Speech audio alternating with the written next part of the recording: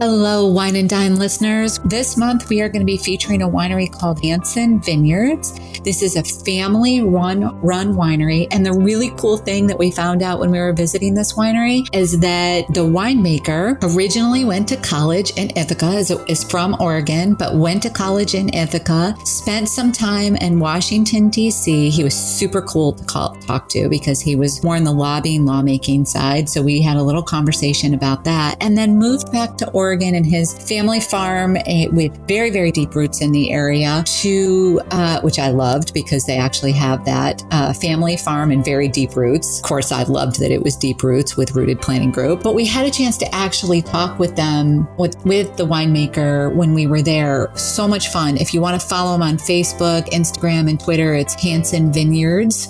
So you can follow them there. But one thing that I discovered when I was there was that his great-grandfather's winemaker's great-grandfather was originally from Norway and moved to Oregon in 1896, purchased the farm that was across the road from the winery.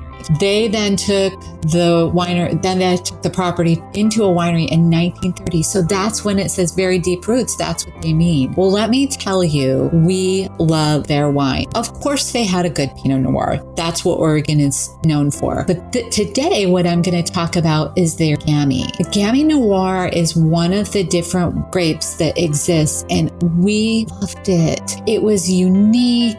It was dry. It was mouthful, flavorful, really savored the wine. So if you enjoy something different, go try the Gamay Red that they have. It's $26 per bottle. Good price point. Of course, if you're going to have it shipped, there's additional costs associated with it. But we really enjoyed their Gamay. They do have a club that you can join if you're interested. Not trying to sell this company, of course, but I do really think that if you're looking for something different, there's no cost to join, which I absolutely love. If you get out to Oregon, there's complimentary wine tasting for you and your guests. You get 15% off the first 12 bottles each year. And then if you go beyond that, you get 25% off. You also have access to new and limited wines. And they do have some invitations that you can get invited to. One is out in July. Maybe it changes different each year. And then they do invite you to vertical tastings. Now, of course, we won't be able to be there, but we did talk to Jason, the winemaker, and ask if there's any way we could virtually do that. So we're trying to figure out how to do that. If we learn more, we'll certainly let you all know.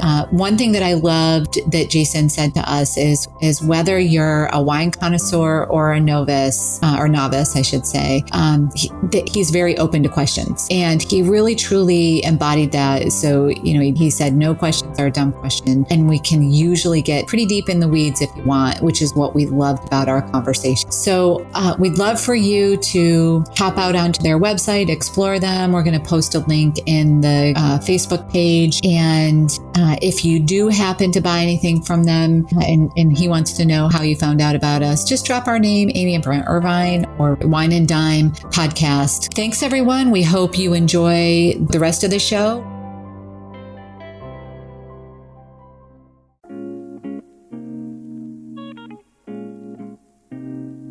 Every week, it's my goal to share financial information that helps you in both your life and financial vineyard. We hope it takes you from your roots to the journey of your vines and the influences in the air that help craft your delicious life. Like wine, life and finances have different palates that should be celebrated and not judged. Welcome to this edition of Wine and Dime with Amy Irvine and Kate Welker. Welcome, Kate. Good morning, Amy. Thanks for having me back again. I'm excited for a chance to get to share some information today. Well, we have some amazing information about the updates in FAFSA and just some sort of, general information about loan. It's that time of year where parents are starting to think about loans for college. They're starting to think about 529 usage, all of that sort of stuff. But we're going to focus more on some of the changes with the FAFSA. I also wanted to update people on where some of a reminder of where some of the loan information is at right now, knowing that it's probably going to change here in just a few months. But before we dig into that, it is Friday. And because it's Friday, I'm diverging a little bit from what I was going to focus on, which was Cayuga Lake But I am going back over to Cuca Lake today. I'm feeling a little nostalgic. I'm getting down to the wire of the time that I'm going to spend down here in Florida for the winter. So I pulled a bottle of Bully Hill Space Shuttle Red off the shelf, thinking, okay, I'm in Florida. It's the space shuttles, all of that's interconnected. At least it sounds like a good excuse to me. It's a blended red. It tends to use Cab Franc, I think, for a big portion of its blend. But and it's also very smoky for some people. That's, it's not the right mix for them, but it's definitely a drier red. I like the pepperiness of it. And it's kind of I would say a tart cherry to it as well. So I'm looking forward to that tonight. How about you? Anything special going on tonight? Going on tonight, we are heading into softball season in our household. So there's a practice tonight and then our opening ceremony and first game tomorrow. So we'll probably be on the run this evening. So by the time this is actually released, you guys will be a couple weeks into the season with the new name. Congratulations, your husband being the general manager. Do you want to share the new name of the team this year? Yeah, so my husband runs a small local collegiate team, which for years was the Hornell Dodgers, and it was because our town originally was a pony league farm club. I'm going to screw that terminology up. To the Brooklyn Dodgers back in the 1950s. So it's been kind of the heritage, but Major League Baseball's had some different requirements on names. They decided it was time to pull back to something different local. So they are going to the train routes, which are the railroad lines in Hornell have been what's kind of driven the city in their rises and falls and lulls. So they're going to be the Hornell Steamers this year. Launching the new name, and guys will start arriving in town throughout the month of May and play throughout the summer. That's pretty cool. I love that it's bringing back to the Erie roots, the train roots of Hornell. That's a big part of what built the city in and of itself. So I'm pretty excited that the team thought to go back to that heritage, and really bring those names back out. Well, congratulations to Paul and the team, and I hope you have a great season. So digging into the dreaded FAFSA, I mean, by now people should have this thing filed if they're going to college next year for sure. There are some deadlines looming and may have already passed for some of the schools because some of the schools have different deadlines. But the FAFSA is actually due the end of June at the very, very latest for school year starting in September, generally starting August, September timeframe. But you may have missed out on financial aid if you haven't filed at this point in time because some of the schools have deadlines much earlier in the year. Before we dig into some of the changes, before Kate and I dig into some of those changes, I just wanted to mention that a lot of people don't understand some of the way FAFSA works, just as a general rule. And they'll say, well, I'm not going to get any financial aid, so I don't bother to fill out the FAFSA. If you want to get any kind of government loan, whether it's subsidized, unsubsidized, plus loans, anything like that, you do need to fill that FAFSA out. And we do encourage people to take those government loans, some of the government loans first. Especially if you would get the subsidized. And so I've just thrown like 5 different slang terms out, and I wanted to back up and kind of explain what those are. So the subsidized student loans means the government is paying the interest on those loans while you're a full-time student, right? So the government is paying those loans. There is interest on those loans being accrued, but the government is subsidizing it. That's where the term comes from, subsidized.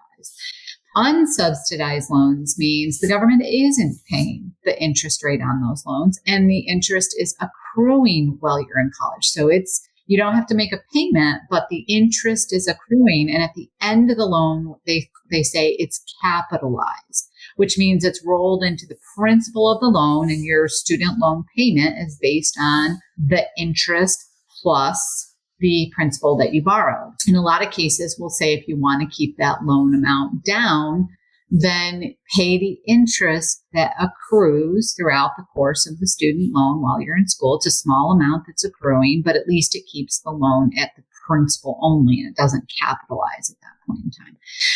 And then there is the plus loan, which is not subsidized.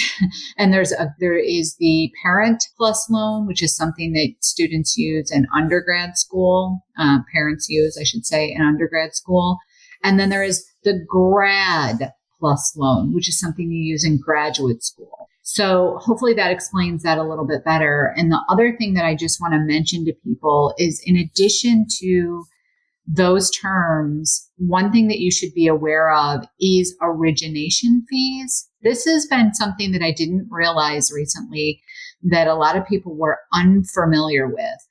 When you borrow a direct loan, so as a student, as you borrow a direct loan, undergrad direct loan, you have a origination fee of 1.057%. Now, what does that mean? That means for every dollar you borrow, you pay the lender an origination fee of 1.057%.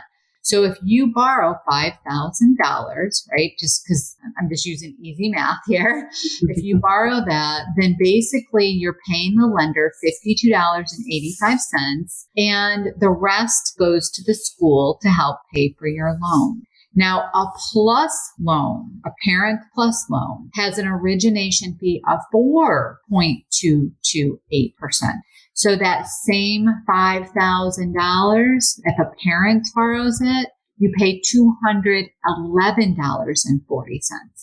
That is a difference of $158.55. Those are origination fees. You can't get out of those, folks. Those are what they are. Those are the government loans. Then on top of that, they're right now through October 1st of 2022, rates adjust every year. Direct loans through October 1st, 2022 are 3.73%. Graduate loans are 5.28%, and plus loans are 6.28%.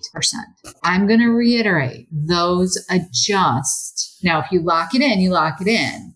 But if you are borrowing after October 1st of 2022, I don't get to use the word guarantee pretty often, but based on current interest rate environment, I can almost guarantee that those rates are going to go up. So I just wanted to share that with you because I think it's important for people to understand that background. So now on to the topic of the FAFSA. Big changes coming this year, right, Kate? There sure are. They actually, I started looking through and I was talking to someone a while ago and I said, you know what, let's pause this conversation because I think I've heard there's some changes coming while we do some planning because his children were in 7th and 8th grade. So these changes that are being proposed will be in effect. And I had to come back to him and say, so some of the information I gave you is no longer going to be applicable because we have a few things changing coming down the road. Some minor, some more major, and just kind of getting used to what this new change will look like. I think the last time I remember major changes were with the timing of what tax year it was looked at. Because when I went to school, there was always this big rush. You could file starting basically with the tax season based on that year's tax return. And that changed a few years ago was the first big change I think people had to get used to in planning with the tax return, the income. The FAFSA was based on being essentially 2 years behind. Yeah. And you could file earlier too, because now you can file in October. Yes. Now you can file earlier and get it done. Yeah. And because extensions can go into October, we actually get to look at a year prior instead of basically the current year. Yeah. Yeah. Yes. Which is great from the planning perspective, but it did cause some confusion. It did cause some confusion. And I'm sure this will. I mean, one thing right off the bat I saw as a change is that they are trying to make it a more simple form to fill out. So some of the proposed changes will reduce the number of questions. I imagine there's still going to be a lot of confusion with what they're asking because sometimes it's more interpreting what the information is actually being required. But I believe it's going down from right now, I think we're over 100 questions to 35, 36 questions is what the proposed format is going to look like. It's a much simpler form, but with that, so one of the things that they changed too was something called, in the past, we've always referred to it as the expected family contribution. And basically that means what the family is expected to contribute towards the cost of education. And they've now called that the student aid index. They've changed that.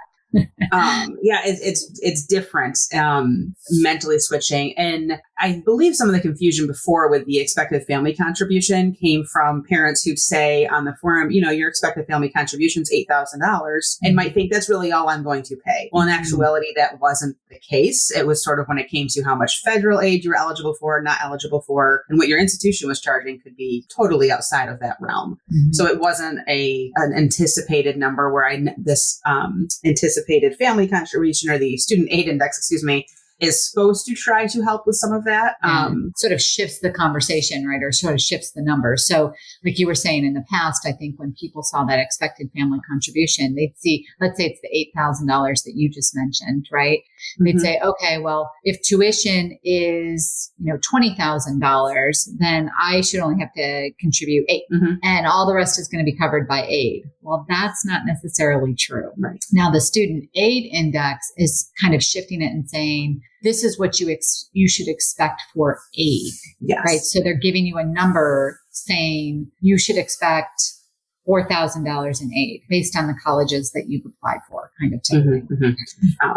A mental shift there in like you said, the way of thinking and the way it's being presented. Instead of how much out of pocket, it's how much I may receive assistance with. Yeah. Big underline to that word may. Yeah. May. Yes. Yeah. Just a reminder too, that there are some pieces that are taken into determining that student aid index, right? There's parents' assets, kids' assets, and there's parents' income and kids' income, right? So in the past, as well as now, parents' assets are counted. So any assets outside of retirement assets. So I just want to make that clear. Like this is brokerage accounts, savings accounts, 529 accounts. 529s are counted as parents' assets. 5.64% is expected to be contributed towards the cost of education. Children's or kids' accounts, it's 20% of the assets. And if you have a grandparent or family, it's actually 0% are counted in that, right? So because it's outside money, it's not guaranteed. Income is where I find that people get, I think, all wrapped up in the assets. Oh, I gotta hide assets. I mean, that's been some things that have come to us, right? I've got to hide my assets. Assets are not the player. It's the income. You can't hide the income. Income is income, right? Yes. And I recently had this conversation with, it's funny, this exact same question came to me of, I have this asset, what do I do? And I said, even if you didn't have that asset because of your income, it's not going to make that much difference because it was all based on their income. There was no way to hide. And this person had a fairly substantial income.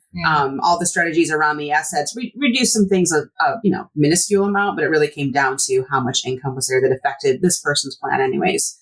More than the assets. Now, if you had very low income, the assets could play as well, but very low income also tends to work in your benefit alongside those assets too. Yeah. Remember, I said parents' assets, 5.64% is expected. So it's a small, unless you have a significant amount outside of retirement assets, it's probably not going to make that much of a difference. But the income definitely does. And the parental income that counts as far as like calculating how much aid you would get the more you make, the more it's expected that you would contribute towards the cost of education. So if you make $300,000, they're going to expect you to contribute almost 26% of that income towards the cost of your child's education. So, it does take into consideration the more you make, the more a percentage of income that's expected. Now, what about the kids' income? It's the students' income. Okay, what is that? How is that viewed? The 50%. I pause a second. For the kids, it's a greater percentage because again, they're working and assuming that they're being supported by their parents.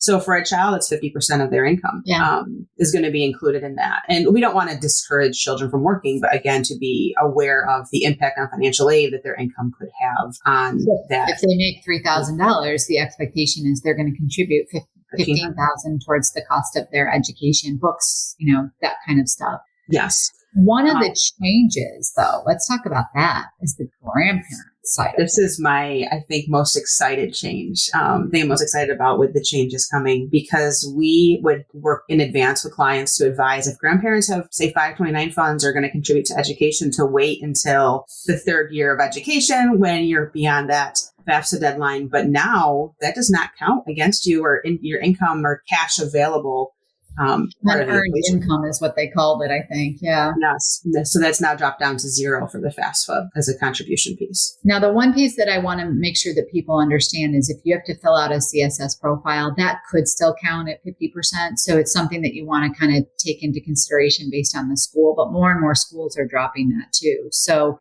if you have a grandparents or you have an aunt or uncle like Brent and I do for our nieces and nephews, then it is something that has changed this year that, in the past, if somebody has said to you, no, wait till their junior year in college, the reason that they said that was a valid reason. And now it's, check with the school, make sure it's not something that's included in the CSS profile. But we're pretty excited about that change on the FAFSA. It's no longer asking for that unearned income from that particular source.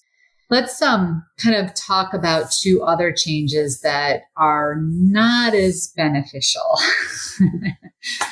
I would say two top changes, divorced and multiple student discounts. What's going on with the divorced and separated households? Yeah, so now it's no longer who the student lives with, but who provides the most financial support and what could be also known as who has the greater income or if they provide equal support. So there was some strategy you've seen this world before with if there were divorced parents and one had a significant income, the lower income parent would claim that they supported that child, they lived with that parent, use that parent's income for financial aid purposes. And that is going to change going forward.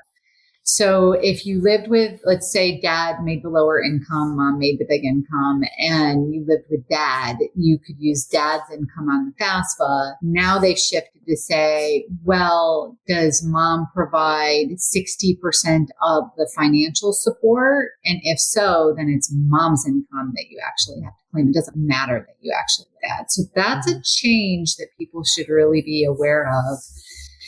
And then the multiple student discount.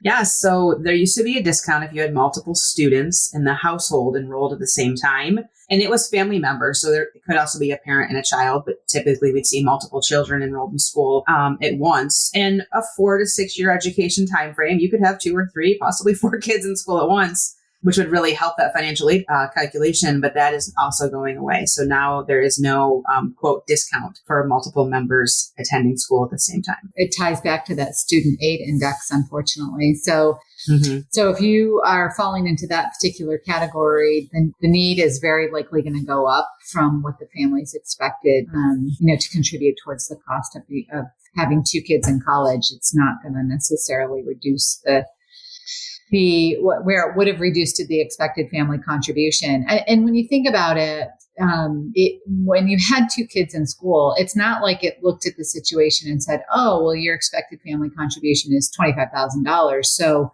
the first child you have to pay $25,000 and the second you don't have to pay anything for. It didn't work that way. It was still, but there was a slight discount that has now been eliminated.